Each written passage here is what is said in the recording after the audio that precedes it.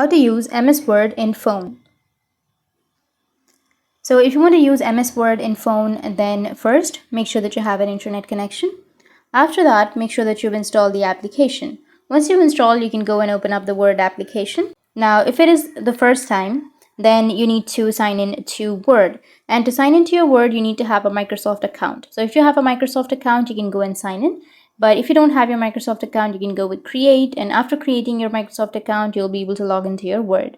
Now, once you've logged in, here on the top right, you will have the plus icon. You can tap on the plus. And from here, you can simply choose the templates, or you can go with a blank document. Once you tap on the blank document, now you can start typing. And here on the bottom, you will have all of the options like bold, italics, the bullet points and everything. You can also swipe, and you will have all of these options like the alignments and images. You'll be able to have the images, links, tables and everything.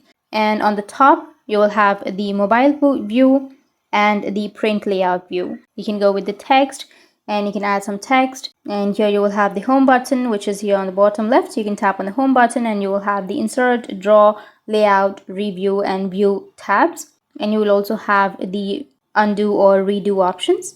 You'll be able to change your font size and your font from here. If you scroll down, you will have all of these other options like formatting, the font color, the bullets, numbering, alignment, the paragraph formatting, styles. And if you don't find anything, then you will also have the find option. You can just simply tap on find and you will find the setting that you want. And once you've done with your document, you can go with the top right, which has that 3 dots, and you'll be able to share that or save. And you will also have other options like settings, dictation, headings, or read aloud. If you go with settings, then you will have all of the settings with your Word application. You can change your settings if you want to, and you can also log out and log into another account.